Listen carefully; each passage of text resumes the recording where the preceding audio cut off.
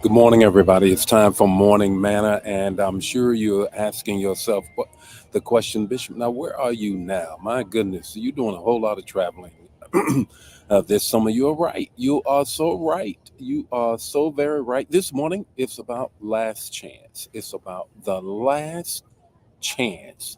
Have you ever felt that way? Have you ever felt as if it's your last chance, no matter whether it's to buy a house, to buy a car, to get a loan, to speak to someone, to get your breakthrough? You feel as if it's my last chance. It's my last chance to feel better, to get well, whatever the case may be, to say something that has really been on my heart. It's your last chance. And this morning, that's what we're talking about on this morning. Yes, here I am. I am in Florida, the Sunshine State, here for just one day. Here for just one day. I'll be back tonight here to do a breakout session for McNair, Apostle McNair, and his life changing fellowship, international fellowship, and their conference is here in Florida. And they asked me to come and do a breakout. And you know who resists an opportunity to go to Florida? Not me. Not I, said the cat. But I will be back and just want to greet some people, then get right into the word on this morning. Good morning, Elder Mobley. How are you? Good morning, Brenda. How are you? Hope you're feeling better. Good morning, Pamela. How are you? Elder Ashton, how are you? Great job on Sunday. Oh my God, it was a fantastic job. Hats off to you and Minister Dagny, and just the whole team. Good morning, Vaughn. How are you on this morning? Gloria, how are you on this morning? Deacon Joe, how are you on this morning? Brother Pope, how are you on this morning? Ella, how are you? It's a great morning. It is. Good morning, Lydia. How are you on this morning? Look, got a word for you on this morning. Francine, how are you? Wendy, how are you? Jewel, how are you? Uh, Elder Jan, in your neck of the woods down here in Florida. Good morning. Angela, you're back again. Good for you. Good for you. I'm glad to see you one more time here. Tally, how are you? Bev, how are you on this morning? Look, it's all about this morning. All about this morning, the last chance. You ever felt as if this was your last chance? And I hope you guys can hear me. If you can hear me, please say that you can. Um, it's your last chance. You feel as if, oh my God, I'm not going to get that chance to speak to that person, to do this, that, or the other. Well, it's the text to talk, the takeaway, 5 minutes or less.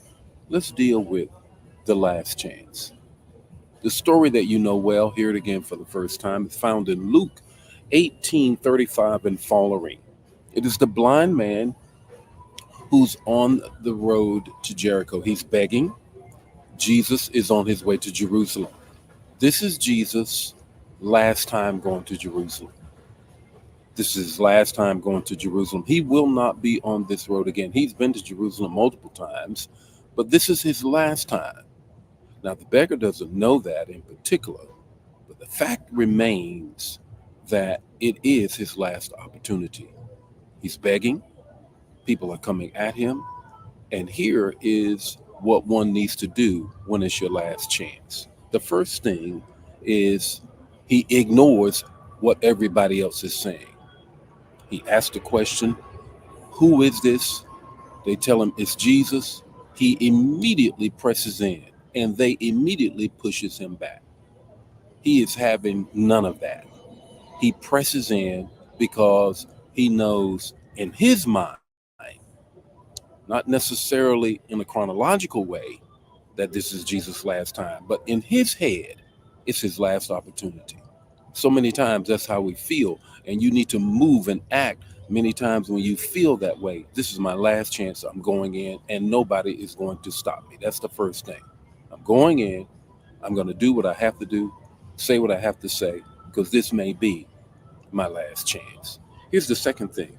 The second thing is he calls out to Jesus.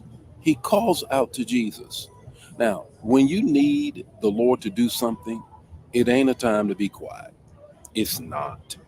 You got to speak up. You got to speak up and talk up and tell folk what you need. And in particular, if it's Christ. Lord, I need this, that, or the other, and I'm going to act like it's going to be a desperate cry. That's what he does.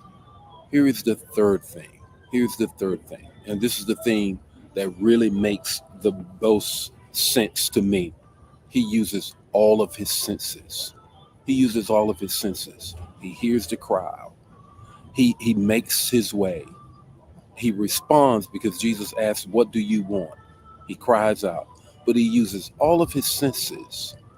Many times, your discernment comes in many ways. It comes in many ways of catching your spirit, of catching your spirit. Just a sense, this might be my last opportunity, and I'm not going to waste it.